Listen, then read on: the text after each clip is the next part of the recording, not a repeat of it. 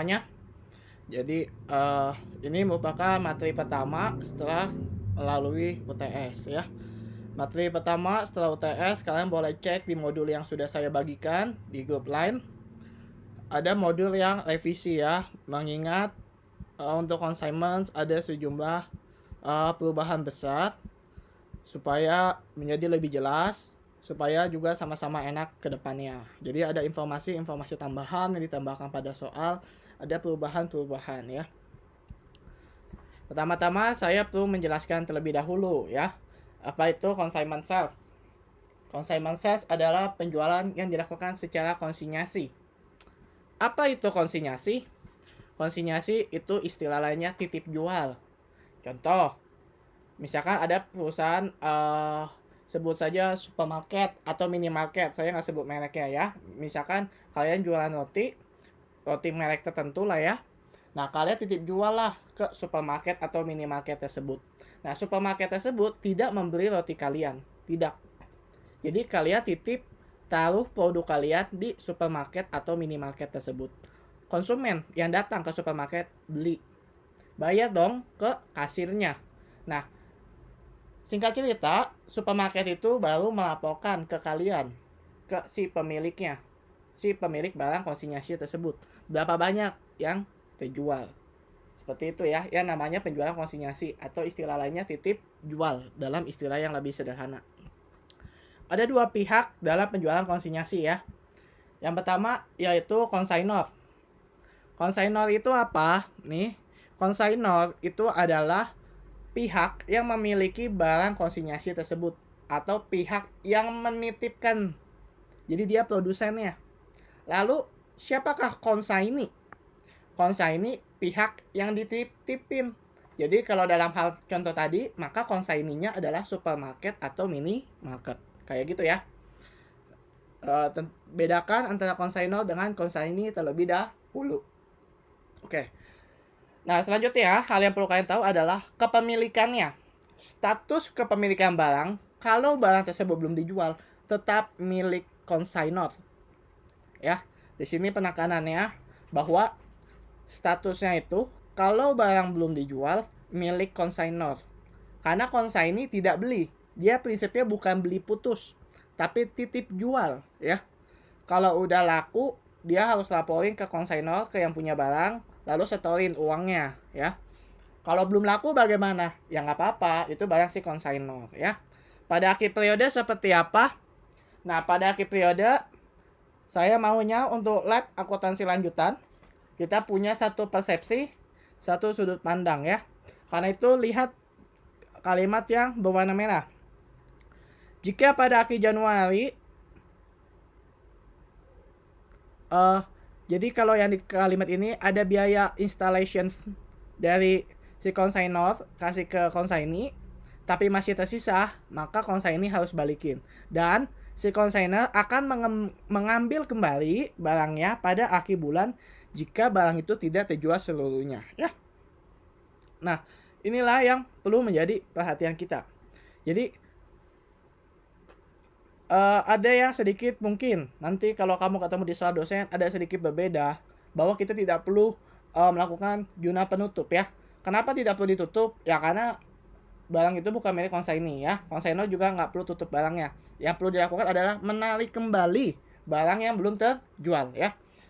Alasannya kenapa? Alasannya sederhana. Sekarang gini, kita ambil contoh ya. Misalkan roti ya atau makanan ya. Makanan itu atau roti itu ada expirednya. Roti lah lebih mudah. Biasa kan gak lama-lama ya, seminggu, 2 minggu expired ya. Nah, bagaimana kalau misalkan hingga batas expirednya itu belum terjual? Apakah si supermarket atau minimarketnya itu yang nombokin? Oh, tentu saja tidak mau dong mereka. Masa mereka yang nombok? Kalau barang itu nggak laku. Maka kalau misalkan sampai barang itu nggak laku, maka si konsainor atau si pemilik barang akan tarik kembali barangnya dari minimarket ataupun supermarket tersebut ya. Itu contohnya sederhana, yaitu barang yang punya kadaluarsa. Bagaimana kalau bukan barang yang punya kadaluarsa? Nah, saya kasih contoh begini. Misal kita jualan tas. Kamu titip jual nih. Ada pabrik tas, dia produsen besar, dia titip jual ke toko-toko ya. Mulai di Mangga 2, toko-toko manapun lah ya, di Senen dan sebagainya. Dia juga titip jual. Misalkan selama setahun, setelah setahun, periodenya setahun, periodenya berakhir, si pemilik toko bilang, "Nih tas nggak laku. Apakah masih mau dititip jual sini?" Lah tentu sih pemilik pabriknya, si pihak perusahaan nggak akan mau. Kenapa? Uang mati, ngapain tas jual situ? Kan pemasok tas bukan dia saja. Sedangkan model-model tas itu pasti berkembang. Kita nggak mungkin dong bisa jual produk yang sama, karena nggak laku kita simpenin terus. Lalu kita berharap bisa laku di tahun depan, 2 bulan lagi, 3 bulan lagi. Yang ada udah basi. Trennya udah nggak kayak gitu. Model-model udah berkembang, pesaing banyak. Maka apa yang harus dilakukan? Dia ambillah tas itu, dia tarikin. Lalu setelah ditarik bagaimana? Dia pasok kembali. Dia pasok dengan model tas yang lebih baru. Tujuannya apa? Pembelinya tertarik. Kalau tadi misalkan yang diambil warna-warnanya itu, misalkan warna tertentu lah yang orang nggak suka, misalkan warnanya terlalu ngejreng. Nah kan banyak yang nggak suka misalkan, akhirnya dia kasih warna-warna yang umum supaya orang tertarik beli. Jadi seperti itu ya, kita asumsinya kalau dia tidak terjual, si kontainer akan menarik kembali gitu ya. Lalu yang perlu kamu tahu, ada juga yang namanya istilahnya pembayaran uang muka atau yang istilahnya advance. Nah, uang muka itu bisa dari dua pihak. Bisa aja si konsignor yang bayar ke konsaini, bisa jadi kebalikannya konsaini yang bayar ke konsignor. Kalau konsignor bayar ke konsaini itu misalnya apa? Misalnya untuk bisa jualan produk tertentu, maka contoh lah ya, produsen handphone, misalkan sebutlah merek apa terserah, dia ada titip jual ke toko handphone, dia mesti modalin dong, misalkan bagaimana toko handphone itu punya etalasenya, lemari kacanya seperti apa, biar supaya menarik. Nah, jadi dia bisa aja kasih uang muka ke si konsaini untuk mempersiapkan tokonya supaya siap jual barang tersebut ya. Kalau uangnya ada lebih, misalkan dikasih nih 10 juta, ternyata untuk dekor hanya 7 juta. Ya pada akhir periode dikembaliin lah 3 juta yang lebihnya tersebut ya. Itu kalau melihat konsignor kasih uang ke konsaini. Nah, kalau kebalikannya konsaini yang kasih uang ke konsignor. Jadi gini, konsignor kan titip jual ke konsaini. Tapi bisa aja konsignor bilang, konsaini bayar dulu di 20%-nya atau 30%-nya ke konsignor. Sebanyak apa? Dari sebanyak barang yang dia titipkan. Kenapa? Karena kan konsignor untuk bisa produksi, dia juga butuh uang dong. Kalau nunggu produknya terjual lama dong. Tadi dia nggak punya uang. Kalau dia nggak punya uang, dia nggak bisa beli bahan baku. Dia nggak bisa produksi. Jadi bisa aja seperti itu. Dia minta uang muka dari konsaini terlebih dahulu ya. Lalu yang perlu diperhatikan, uang mukanya itu berdasarkan apa? Yang pertama, bisa berdasarkan harga jual produk ke konsumen. Contoh ya, konsignor kasih ke konsaini harga 100.000. Konsaini jual ke konsumen 150.000. Si konsignor netepin, konsaini kasih uang muka dong 10% ke saya gitu misalnya. Nah, 10%-nya itu dari apa? Dari yang 100.000 atau dari yang 150.000? Nah, baik dari 100.000 ataupun 150.000 itu nggak ada yang salah. Semua tergantung pada kesepakatan. Kalau dikatakan 10% dari harga jual barang ke tangan konsumen, maka 10% dikalikan dengan 150.000. Kenapa? Patokannya adalah 10% dari harga jual ke tangan konsumen.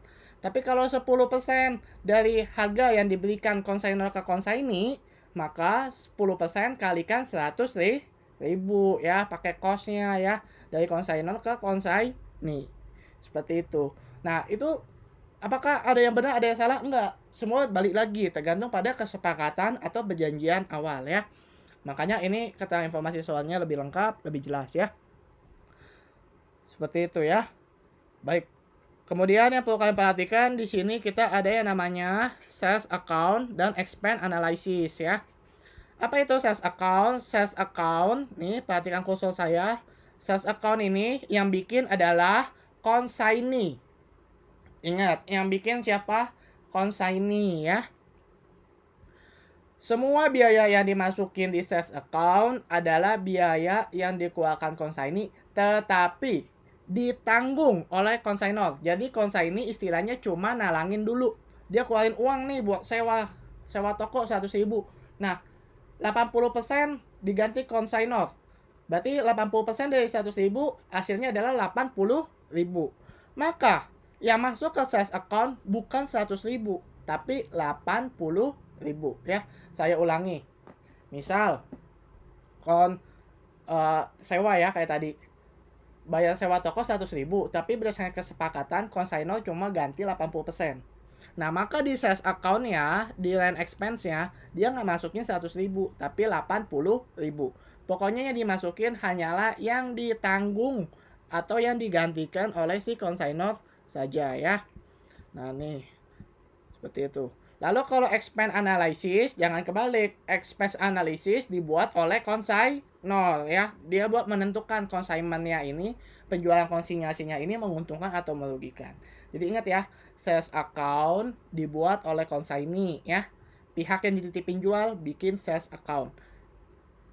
Expense yang dimasukin adalah biaya-biaya yang ditanggung oleh consignor ya. Ingat, kata kuncinya gitu. Sales account adalah biaya-biaya yang ditanggung oleh consignor. Itu yang boleh dimasukin ya. Kalau expense analysis, ini biaya yang dikeluarkan oleh consignor sepenuhnya. Jadi dia ada dua nih. Perhatikan konsol saya. Yang pertama ada charge by consignor.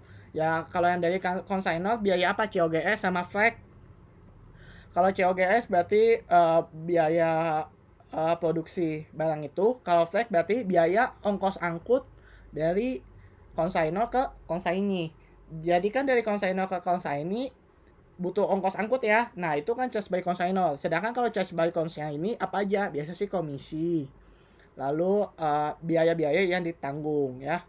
Nah, yang dimasukin apa? Yang di charge aja. Jadi angka ini yang di sales account bagian charge baik dia komisi, expense ataupun apa harus sama dengan angka yang di expense analysis yang charge by consignee gitu ya. Nah, lalu lihat di sini ada yang namanya inventory sold dengan ending inventory ya. Sebetulnya bukan ending inventory. Kalau kamu lihat di tabel 2 lebih tepat kalau dia pakainya inventory terjual dengan inventory yang belum terjual ya. Kenapa inventory yang belum terjual? Karena inventory itu akan ditarik kembali. Itu nama lainnya boleh inventory belum terjual boleh diganti menjadi inventory ditarik kembali.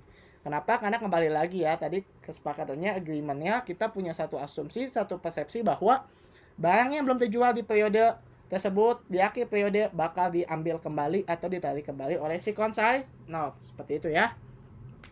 Nah, jadi mungkin ada yang sedikit membedakan dengan di kelas dosen. Kalau di kelas dosen biasakan charge by consignor untuk flag-nya biasakan dibobotin ya yang sudah terjual sama yang belum terjual. Nah, kita nggak bisa di sini kita bobotin. Kalau di dosen kamu biasanya kan itu menganggap bahwa dia masih punya ending inventory. Jadi kalau misalkan yang belum terjual, ya nggak apa-apa, didiamin dulu. Nah, kalau kita kan enggak ya. Kita mengasumsikan bahwa kalau nggak terjual, perusahaan harus ambil dong. Kalau nggak, masa sih produk yang nggak laku masih aja didiamin, itu kan uang mati ya. Bisa aja dong dia pindah lokasi, misalkan di daerah Jakarta model ini nggak laku, tapi di Surabaya model ini laku. Kan perusahaan harus cerdas ya, harus bisa mengatur penempatan produknya ya. Jadi kalau nggak laku, secara logika, secara umum harusnya ditarik kembali. Tapi kalau misalkan ada yang mengasumsikan tetap dipertahankan, ya nggak apa-apa, nggak salah juga ya. Itu kan tergantung asumsi ya.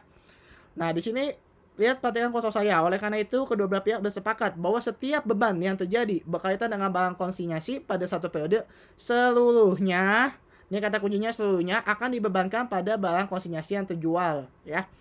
Karena consignee nggak punya ending inventory lagi ya. Sedangkan kalau COGS yang kehitungnya yang terjual. Karena kan dia tarik kembali dong. Berarti dia tinggal balik aja jurnalnya ya. Seperti ini ya. Jadi semua beban-bebannya dibebankan ke inventory yang terjual ya. Jadi jangan ada perdebatan. Kenapa? Karena saya sudah tambahkan di informasi tambahannya. Nah, di kunci jawaban saya ada problem 1, problem 2, problem 4 ya. Cukup banyak. Cuma saya rasa kalau semuanya saya bahas nggak bakal maksimal juga ya. Nanti yang ada kaliannya malah pusing. Malah nggak mau dengerin atau nonton video saya lagi. Mengkhawatirkannya seperti itu ya. Nah, saya akan jelasin aja secara sekilas ya. Kalau kalian mau belajar sendiri boleh. Ada yang nggak ngerti silakan tanyakanlah ke saya ya. Kalau bisa bertanyanya via grup lain aja, supaya kalau saya jawab, yang jadi paham, yang dapat informasi nggak cuma satu orang yang bertanya, tapi adil. Satu kelas semuanya jadi paham, satu kelas semuanya jadi mengerti, ya. Makanya itulah pentingnya kalau kalian bertanya di dalam kelas ya. Saya harap sih begitu di dalam grup ya, di grup lain ya.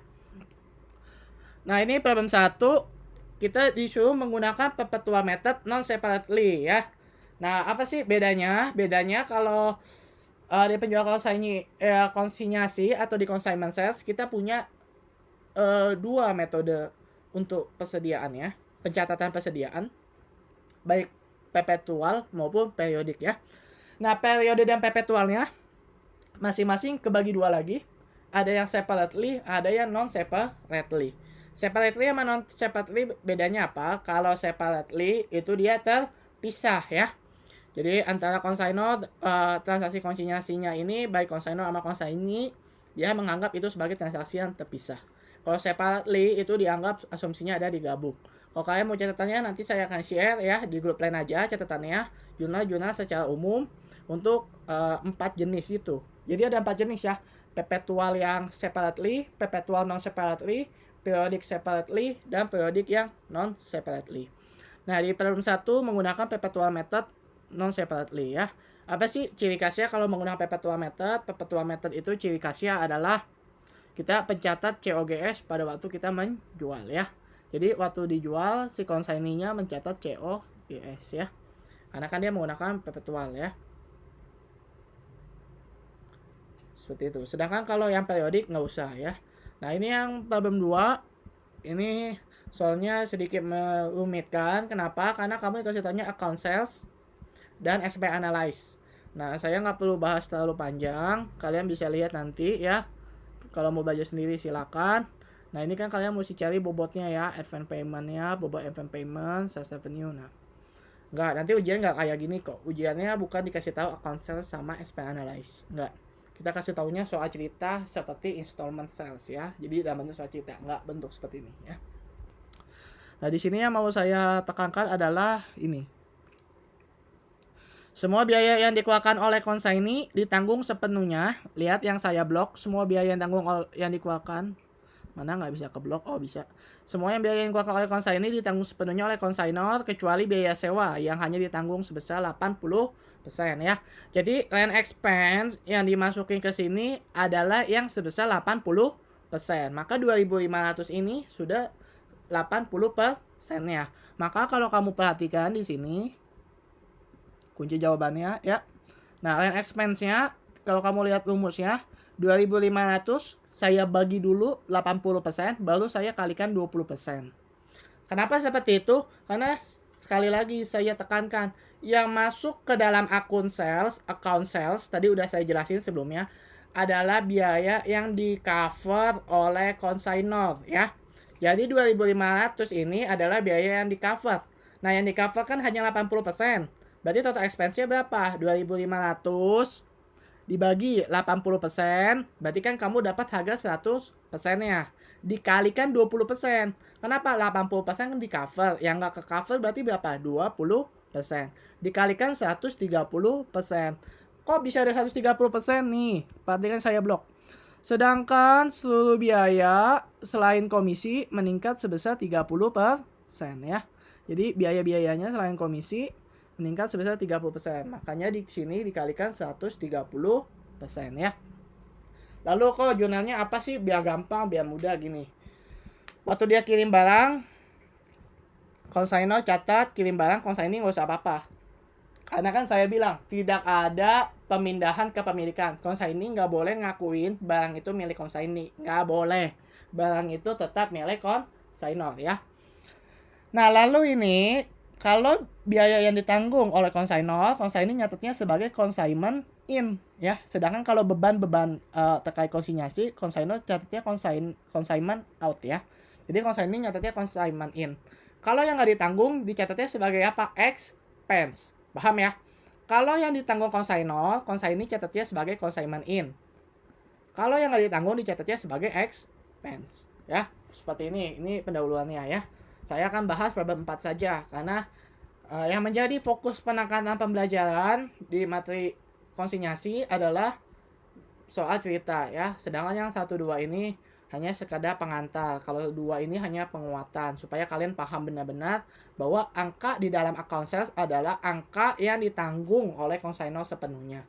Tujuannya hanya itu. Itulah tujuan adanya problem 2. Enggak, bukan itu yang akan diujikan. Yang diujikan akan seperti problem 4 ya. Problem 3, problem 4 mirip-mirip ya.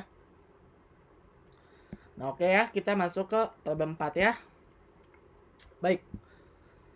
Mata Cabrera Co adalah perusahaan yang memproduksi boneka karakter. Dia memasarkan bonekanya secara konsinyasi. Ransom Co adalah salah satu konsaininya. Dia menjual berbagai macam aksesoris wanita dan anak secara grosir ya. Itu bahasa basinya. Nah, ini transaksinya ya. November tanggal 1, tanggal 7, tanggal 10, tanggal 17, tanggal 20, dan tanggal 30 ya. Kita lihat informasi tambahan. Maltaco hanya akan menanggung biaya 97% dari biaya yang dikeluarkan konsaini. Jadi, expense yang dikeluarkan oleh konsaini atau pihak yang dititipin, ditanggung atau di cover hanya 97% saja. 3%-nya enggak ditanggung. Lalu, Maltaco memberikan komisi 12% atas dari harga jual untuk setiap penjualan barang konsinyasi. Atasnya hapus saja ya. Jadi memberikan komisi 12% dari harga jual untuk setiap penjualan barang konsinyasi ya. Nah, informasi yang ketiga cukup penting. Konsainor dan konsaini sepakat bahwa apabila terdapat pelanggan yang beli barang secara kredit dan hingga akhir periode pelanggan tersebut belum lunasin, jadi kan masih ada piutang nih ya, konsaini nggak perlu membayarkan piutang tersebut terlebih dahulu. Jadi gini, kan kamu bisa aja ketika jual barang titipan itu kita menggunakan penjualan secara kredit, account receivable. Nah, kalau sampai akhir bulan pelanggannya itu belum bayar piutang kita, berarti kan pelanggan itu belum lunasi hutangnya. Nah, si konsaini kan tetap harus nyetor uang dong ke konsainor. Nah, piutang yang belum dibayar nggak usah disetorin ya. Piutang yang belum dibayar belum atau tidak perlu disetorkan pada saat itu. Jadi istilahnya konsaini ini nggak usah nalangin, nggak usah kasih talangan duluan, nggak apa-apa. Kenapa? Karena keduanya sudah sepakat bahwa konsaini tidak perlu membayarkan piutang tersebut terlebih dahulu, nggak perlu. Jadi nggak usah nalangin. Terus barang yang tidak laku terjual akan ditarik kembali pada akhir periode dan mengembalikan uang muka yang dibayarkan terkait barang yang ditarik kembali. Nah, tadi kan saya udah bilang ya. Jadi waktu konsainor jual ke konsaini, di sini persepsinya adalah konsaini kasih uang muka ya. Kasih ya tanda lah terima kasih, kan udah dikasih kepercayaan ya. Bahwa barang itu dititipin ke kita. Jadi kita kasih uang muka. Nah, uang muka kita misalkan untuk 500 barang. Ketika di akhir periode ada yang belum kejual, sisanya 100. Nah, maka uang muka dari ke 100 itu kan kita kasihkan untuk 500 barang. Maka uang muka dari yang ke 100 itu harus dikembalikan ke kita ya. Seperti itu. Lalu kedua belah pihak bersepakat bahwa setiap beban yang berkaitan dengan barang konsinyasi pada satu periode, maka seluruhnya ya, keseluruhan akan dibebankan pada barang yang terjual. Karena konsaini tidak memiliki ending inventory atas barang tersebut. Dan COGS tetap dihitung berdasarkan pada barang yang terjual saja ya. Dimintanya ini lengkap ya. Buatlah sales account dari sisi konsaini dan expense analysis dari sisi konsainor. Jadi sales account ini yang bikin itu konsaini ya. Ingat, sales account yang bikin konsaini, tetapi angka-angka yang dicantumkan adalah angka-angka yang di cover atau ditanggung sepenuhnya oleh konsainor ya. Lalu buatlah jurnal dari sisi konsaini dan konsainor ya. Jurnal transaksi hingga penutup dengan metode periodic separately ya. Oke, baik. Yang pertama, November tanggal 1, Maltaco mengirimkan 20 kodi boneka dengan menetapkan harga jual ke tangan konsumen per unit. Nah, jadi harga jual ke tangan konsumen ini 52.500. Jadi istilahnya apa? Konsaini kalau mau jual, dia jual di harga 52.500. Karena kan kata kuncinya adalah ini, harga jual ke tangan konsumen ya. Perhatikan kursor saya yang saya blok, harga jual ke tangan konsumen. Jadi konsumen beli di harga 52.500. Untungannya 30% dari harga jual. Jadi gampang ya. Maka jurnal yang pertama dilihat dari sisi konsainor ya. Dia harus catat, lihat dulu metodenya tadi apa ya. Periodik ya, periodic separately ya.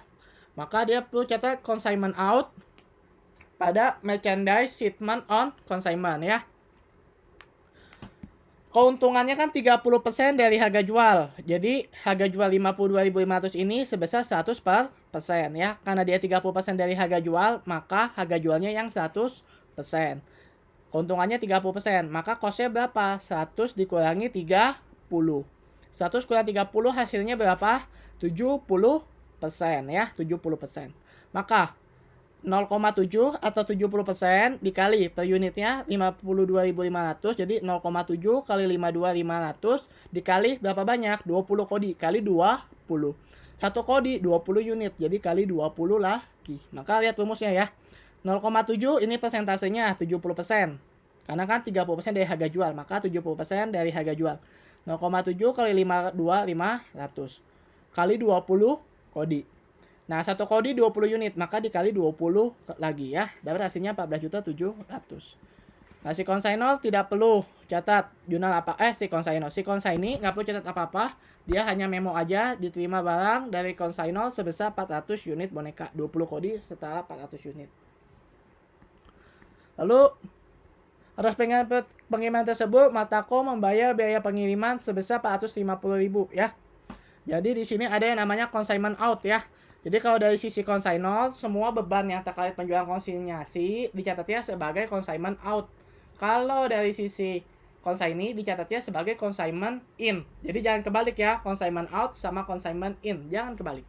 Nah, dia catat flagnya ya, consignment out pada cash sebesar 450.000. Sedangkan si consignee catat nggak perlu, kan consignee nggak keluar uang apa-apa ya. Lalu Ransom membayar uang muka 2250. Nah, ini dia udah kasih tahu total uang muka yang dibayar 2.250.000. Nah, uang muka ini untuk apa? Untuk boneka yang dikirim tadi. Bonekanya ada 400, berarti untuk 400 boneka. Maka di sini jurnalnya kalau dari consignor dia dapat cash ya. Cash advance from consignee sebesar 2.250 ya. Lalu kalau dari sisi consignee advance to consignor sebesar 2.250. Ya.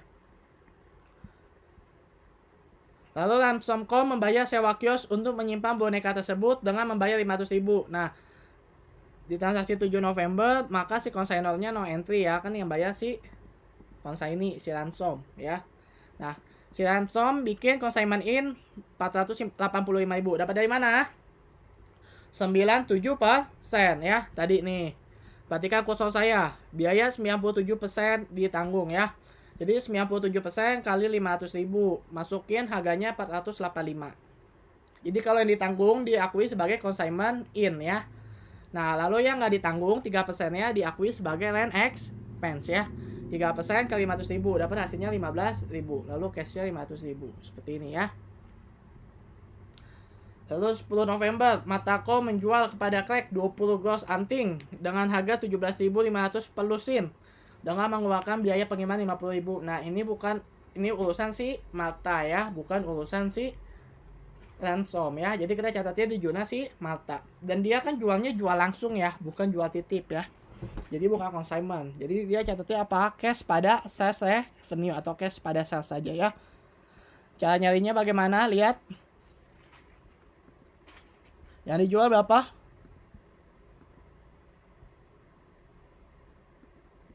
20 gross anting ya. Maka 20 anting, satu gross itu 144 unit, maka 20 dikali 144 dikalikan 17.500. Tapi jangan lupa dibagi 12. Kenapa mesti dibagi 12? Karena 17.500 ini harga per lusin ya, bukan harga per unit, tapi harga per lusin ya. Jadi 17.500-nya mesti dibagi 12 ya. Saya ulangi, 20 gross, 20, 1 gross 144. Jadi 20 kali 144 kali 17.500 dibagi 12. Dapat hasilnya 4.200.000 ya. Lalu dia mengeluarkan apa lagi nih? Mengeluarkan biaya pengiriman atau flag out sebesar 50.000. Flag out pada cash ya. Oke ya, sampai sini ya. Kalau ada yang nggak paham nanti silahkan ditanyakan di grup ya. Lalu yang berikutnya, tanggal 17 November.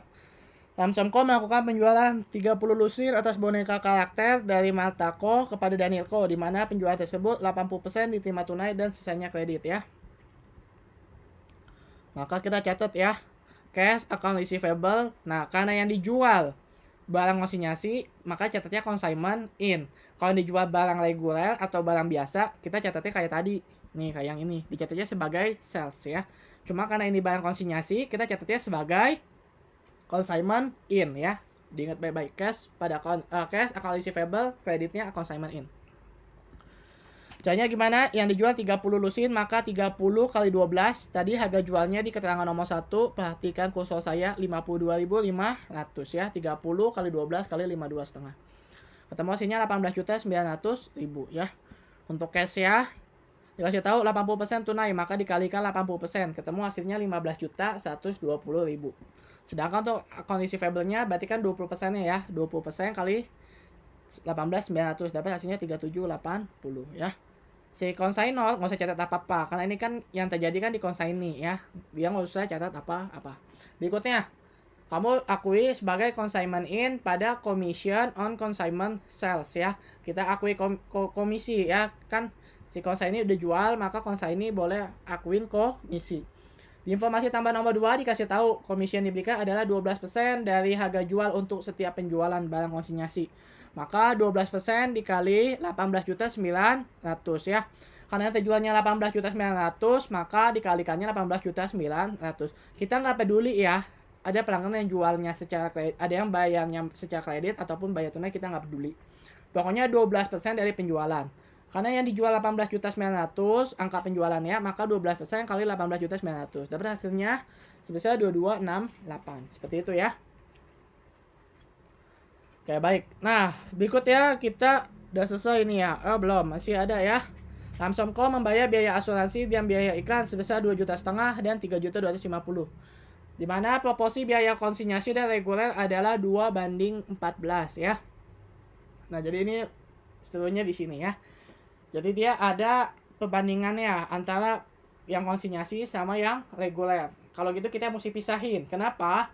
Kalau yang konsinyasi kan ditanggung oleh konsignor, ada sebagian yang ditanggung. Sedangkan kalau yang reguler itu kan tanggung jawab pribadi ya. Jadi itu terpisah. Maka jurnalnya bagaimana kita pisahin ya. Saya mulai dari yang untuk regulernya terlebih dahulu ya. Perhatikan kursor saya. Perbandingannya adalah 2:14. Maka membayar biaya iklan dan asuransi untuk biaya asuransi dan iklan. Maka kalau yang untuk penjualan reguler udah pasti kita catatnya apa? Insurance expense dan advertising expense ya. Ingat proporsinya adalah 2:14. Maka konsinyasinya 2, regulernya 14. Jadi caranya pakai perbandingan rumusnya adalah 14 dibagi totalnya berapa? 16 ya. 2 tambah 14 kan 16. 14 dibagi 16 kali 2.500.000 ya. Lihat rumusnya. 14 per 16 kali 2,5 juta. Dapat hasilnya 2187.500. Yang advertising expense juga sama ya. 14 dibagi 16 dikali 3250. Maka hasilnya 2843.750 ya. Untuk yang cash kita tinggal totalin. Maka hasilnya 5031.250 ya. Nah, ini dari sisi yang seperti ini. Nah, lalu dari yang konsinyasi. Nah, yang konsinyasi ingat tadi yang di cover kan hanya 97% ya. Jangan salah. Maka ngitungnya gimana ya? Kita perlu menghitung total keseluruhannya saja ya. Jadi saya jelasinnya biar gampang dari cash yang kita keluarin dulu untuk yang konsinyasi ya. Biaya asuransinya 2.500.000, biaya iklannya 3.250. Ini boleh ditotalin 2,5 tambah 3.250 ya. Jangan lupa diproporsiin dikali 2/16 ya. Kenapa 2/16? Karena perbandingannya 2:14. Jadi proporsiin dikali 2/16. Ini rumusnya seperti ini ya. 2/16 supaya cepat kali 2,5 juta tambah 3.250 pakai kurung ya. Atau kalau mau 2/16 kali 2,5 juta tambah 2/16 kali 3.250. Hasilnya sama aja. 718.750 ya. Nah, dari sini kita bisa lihat consignment in kita. Consignment in kita kan yang di cover ya. Yang di cover itu hanya 97%-nya aja. Maka 97% dikali 718.750 ya. Ketemulah hasilnya 697.188. Dibuletin ke satuan terdekat ya. Untuk yang insurance expense, carinya dari mana? Mau nggak mau cari kayak yang tadi. Jadi kan perbandingannya tadi 2:14. Berarti proporsinya 2/16 dikali. Kalau asuransi kan 2.500.000. 2/16 kali 2,5 juta. Jangan lupa kaliin 3%. Karena yang ditanggung si consignee hanya 3%. Kan consignor ganti 97%. Berarti yang nggak ditanggung kan 3%. Makanya dikali 3%. Begitu juga yang advertising expense ya. 2/16 nih, perhatikan kursor saya dikali 3% kali 3250. Seperti itu ya. Nah, jadi untuk yang 20 November saya rasa sudah ya. Tinggal yang 30 November, Lamsong Call mengirimkan seluruh kas yang ia terima atas barang konsinyasi ya. Sebelum masuk ke akhir bulan nih ya. Yang ini akhir bulan. Kita perlu bikin nih. Apa yang perlu dibikin? Sales account dan expense analysis-nya ya. Sales account kita catat nih, sales kita berapa tadi di I23 kan ada tuh ya. Di consignment in yang ini. Ini kan kita catat consignment in untuk penjualan barang konsinyasi sebesar 18.900.000 ya. Atau kalau mau 30 kali 12 kali 52,5 juga sama boleh. Ini sengaja saya pakai rumus biar kamu tahu bahwa angka ini yang saya kasih tanda kursor dengan yang ini angkanya harus sama ya. Lalu masukin ke sales account charge. Charge ini oleh siapa? Oleh consignee ya, oleh pihak yang dititipin ya. Kita sebagai pihak yang dititipin si ransom dia charge dong. Kan karena janjinya kan 97% mau diganti ya. Dan expense-nya sebesar berapa nih? Dan expense yang di-charge maka karena ditalanginya 97%, maka lihat kursor saya nih, membayar sewa kios untuk menyimpan boneka. Maka 97% dikali 500.000 ya. Lihat kursor saya 500.000. Maka ketemu hasilnya 485 ya. Nah, lihat nih. Ini yang saya warnain kuning. Kan sama kan ya angkanya ya. Nah, jadi yang masuk sales account adalah angka yang ditanggung consignor atau angka yang kita ajuin klaim ya. Supaya uang itu diganti. Nah, insurance expense juga sama ya. 303.125. Yang ini advertising expense caranya sama 97% kali 2/16 kali 32,5. Kalau tadi kan yang kita hitung kan 3%-nya ya. Nih, 3%. Perhatikan kursor saya. Sedangkan kalau yang di sini yang dihitung 97%-nya. Singkat cerita, kalau insurance sama advertising-nya kita total, nih, lihat kursor saya, total insurance dan advertising itu kan 697.188. Sama nih dengan yang saya warnain kuning, 697.188 ya. Maka sekali lagi saya tegaskan, yang masuk ke sales account adalah angka yang ditanggung oleh consignor ya, angka yang bisa diganti rugi ya, kita bisa minta klaim ya. Lalu terakhir masukin commission ya, 2268 ya. Nih sama kan nih komisinya 2268, nih saya kasih tanda nih. Commission on consignment sales 2268 ya. Lalu ini tinggal di total yang kita charge 3450 ya. Maka kita selisihin nih. Dapatlah angkanya 15.449.813. Lalu kita punya advance payment ya. Nah, advance payment yang boleh dijadikan pengulang nggak boleh seluruhnya. Advance paymentnya harus kita proporsiin yang terjual aja. Tadi kan kita bayar ya. Advance payment sebesar berapa? Uang muka kita 2.250.000 nih ya. Kalau dari rumusnya kan gini kan 2250 ya advance paymentnya ya. 2250 advance to consignor 2250. Maka sesuai rumusnya H9 kan 2250. Jadi 2250 kita proporsiin. Yang kita jual kan tadi 20 lusin ya. Satu lusin berapa unit? 30 lusin ya, 30. Satu lusin 12 unit. Jadi 30 lusin sama dengan 360. Maka kita mesti proporsiin. Nih, perhatikan kursor saya. 2250, kalau ini kan pakai rumus H9 ya. H9 2250 dikalikan dengan 360 yang terjual dibagi 400. Karena kan yang dikirim 20 kodi 400. Kita mesti proporsiin ya. 2250 kali 360 dibagi 400 dapat 2.025 ya.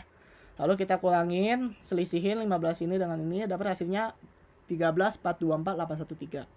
Lalu ada nih customer yang belum bayar, ya dong, tadi piutangnya ya. Karena kan kita ada jual secara account receivable nih ya. 3780 kita jual ada secara kredit. Maka dikurangi lagi sebesar 3780. Kenapa dikurangi? Karena kan customer belum bayar. Di sini dibilang nggak perlu membayarkan terlebih dahulu. Jadi consignee nggak perlu talangin duluan ya. Dikurang 3780. Maka balance-nya 96.44813 ya. Remittance-nya kan nggak ada uang yang ditahan ya. Maka remittance-nya full 96.44813. Balance dunia yang terhutang tidak ada ya. Karena kan semuanya diberikan. Nah, angka-angka ini boleh dimasukin di sini ya. Lihat nih. Consignment in masukin 15.449.813 ya. Dapat dari mana nih? ini ya, 15.449.813 ya. Dapat dari yang sales account dikurang yang di charge ya, yang tadi kita charge ya, 15.449.813. Perhatikan kursor saya nih. Ini ya. Saya tambahin balance deh ya biar kalian nggak bingung. Ini balance. Nih 15.449.813 ya. Ini yang kursor saya 15.449.813. Sama ya, 15.449.813. Lalu untuk yang cash dapat dari mana? Nih, dari sini ya. 9.644.813. Ambil dari yang remittance. Karena dia menyerahkan semuanya, maka ambil dari remittance-nya ya. 9.644.813.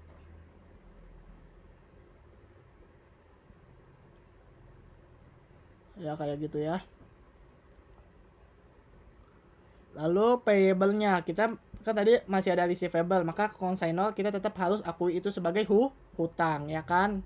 Karena customer belum bayar, tentu kita juga belum bisa bayar ke si consignor, tapi kan barangnya udah dijual, tetap kita akui sebagai hutang ya. Hutangnya sebesar berapa? 3780 ya. Jadi kita akui payable 3780 ya. Lalu advance payment-nya 2.025. Tahu ya dari mana advance payment-nya nih? Yang di sini 2.025 ya. Maka angka-angka ini harus kamu perhatikan ya, dapatnya dari mana. Nah, jurnal ini juga perlu dibuat oleh siapa? Oleh si consignor. Nah, consignor berarti kebalikannya, dia terima cash dong. Cash sebesar nih, yang uang yang kita kasih 96.44813 nih, sama aja ya angkanya ya. Lalu advance 2.025 kan mengulangi ya. Lalu ada lagi receivable from consignee 3780. Kalau kita di consignee ngakuin payable, maka consignor ngakuinnya receivable ya. Advance-nya potong. Lalu ini ada consignment out 3450 188. 3450 dapat dari mana ini ya? Total ya, total yang di charge ya 3450 188 ya. Pokoknya ingat bahwa angka-angka di jurnal yang terakhir pada saat remittance pembayaran itu semua bersumber dari sales account ya. Sales account sama expense analysis ya, jangan salah. Ya, jadi 3450 188 dapatnya dari mana nih? Ya, perhatikan kursor saya. Total dari semua yang di charge 3450 188 ya. Jadi ini 944 340. Nah, ini consignment out-nya 18900, dapat dari mana nih? Penjualannya 18900. Jadi saya kira udah cukup jelas ya sampai sini. Ya baik, lalu yang berikutnya kamu harus ngakuin dia ada rugi atau tidak ya. Nah, angka consignment out pada consignment income, kalau rugi gimana kok? Makanya consignment loss pada consignment out. Tinggal dibalik ya, consignment loss pada consignment out. Nah, ini angkanya dapat dari mana? Dari kamu perlu cari terlebih dahulu expense analysis-nya ya. Tadi kan kita udah menghitung sales account, sekarang expense analysis-nya ya. Pertama, charge by consignor, COGS. Secara total untuk 400 unit ini kan 14.700 ya. Kamu tahu dari mana? Nih, kita kirim barangnya kan 14.700. Perhatikan kursor saya. Yang terjual kan 360, jadi ya dibobotin ya. Kalau COGS tetap dibobotkan berdasarkan yang terjual. 360 kali 400 kali 14.700 ya. Ketemu 13.230. Lalu inventory yang ditarik kembali, ya tinggal kamu selisihin aja ya. Atau sisanya juga boleh sih, pakai sisanya pakai proporsi. Atau kurangin aja. Nah, untuk fact sekali lagi baca informasi nomor 5. Kedua belah pihak bersepakat setiap beban yang berkaitan dengan barang konsinyasi seluruhnya akan dibebankan pada barang konsinyasi yang terjual. Kecuali COGS, karena COGS tetap dihitung berdasarkan barang yang terjual. Jadi fact ini nggak perlu diproporsiin ya. Semuanya dimasukin ke inventory yang terjual. Kenapa nggak perlu diproporsiin? Karena kan nggak punya ending inventory. Mau diproporsiin sama ending mana? Orang barangnya diambil kembali kok, ya kan?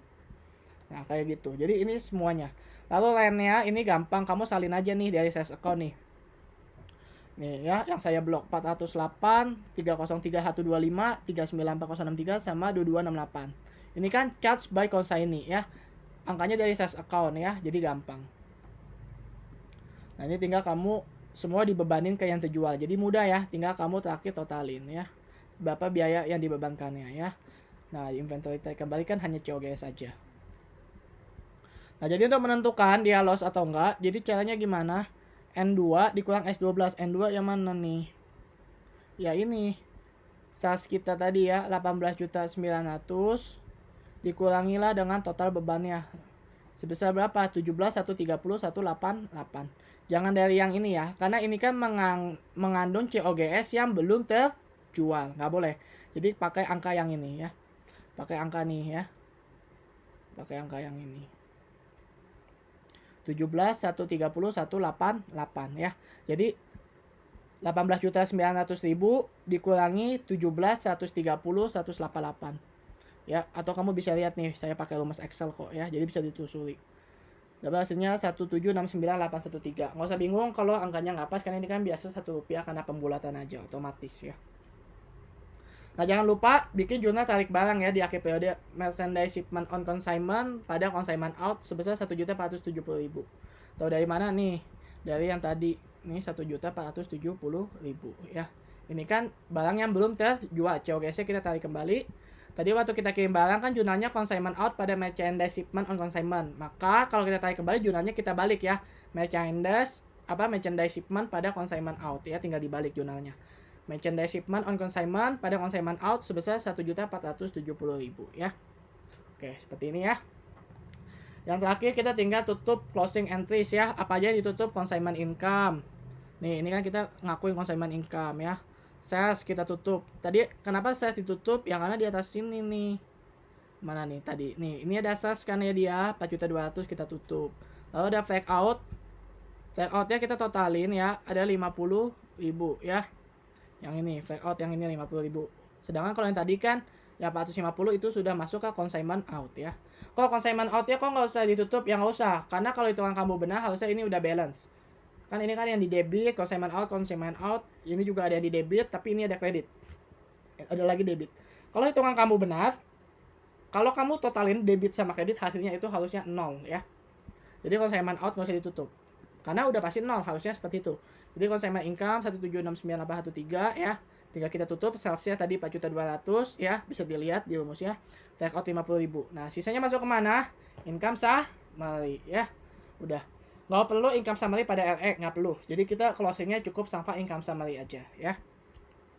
Nah, ini dari consignee saya pisahin closingnya biar nggak bingung. Yang pertama ini closing untuk yang transaksi konsinyasi aja. Jadi kita tutup komisi kita. Tadi kan kita akui komisi di kredit ya.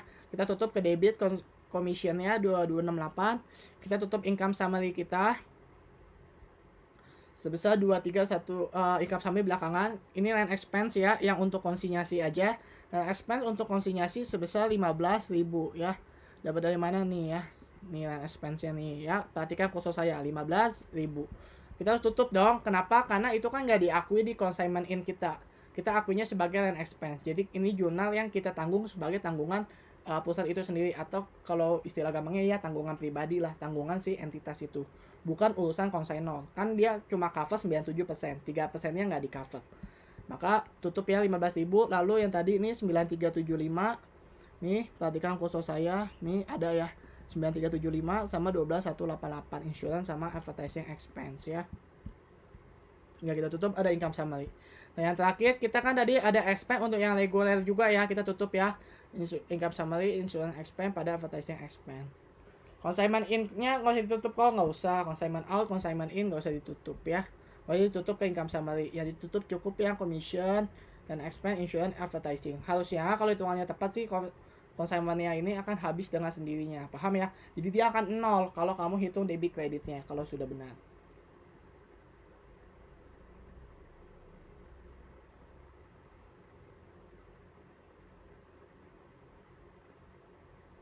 Nah, baik, jadi kayak gini ya. Oh ya, mungkin ada satu lagi nih yang saya kelupaan ya. Barang tidak laku dijual oleh Mata pada akhir periode dia mengembalikan uang muka yang dibayarkan konsignee terkait barang ditarik kembali. Jadi dia harusnya balikin uang mukanya ya. Ini saya ada yang kelewat di sini, ada kelupaan ya. Kan yang belum terjual itu sebanyak berapa unit nih? 40 unit ya. Maka harusnya kita catat lagi. Karena dia kan kita kasih advance to consignor ya. Maka harusnya di sini di akhir ini saya ada kelupaan jurnalnya cash, kita terima uang pada advance to consignor sebesar apa? 40 per 400 dikali 2.250 ya. Kan tadi kan waktu yang kita bobotin di sini commissionnya advance payment yang tadi dibobotin, kan kita cuma bobotin 360 ya, masih ada 40. Nah di sini keterangannya dan mengembalikan uang muka, jadi mestinya kita terima uang muka ya, jadi saya tambahin di sini ya, cash pada advance to consignor ya. Caranya gimana? Gampang. 40 dibagi 400 karena tersisa kan 40 ya. Kan yang terjual 30 lusin dikalikan dengan bukan yang ini. Salah. Yang ini ya, 2250 dikalikan dengan 2250. Maka 225.000 uangnya dikembalikan ya. Saya lupa. Nah, ini juga catat ya. Di sini berarti from consignee pada cash. Nih. Tinggal angkanya sama ya. Oke, kayak gini ya, guys. Kenapa posisi ini? Karena saya lupa nih ada keterangan di nomor 4 ya. Barang tidak laku terjual akan ditarik kembali dan mengembalikan uang muka yang dibayarkan consignee terkait barang tersebut ya. Jadi kan tadi waktu yang di sini kan kita tutup advance ya, 2.025.000 ini kan hanya bagian dari yang terjual nih. 2.025.000 nih ya, mana nih? Oh ini 2.025.000-nya kan 360 per 400. Yang nggak terjual mestinya uang mukanya dikembalikan ya.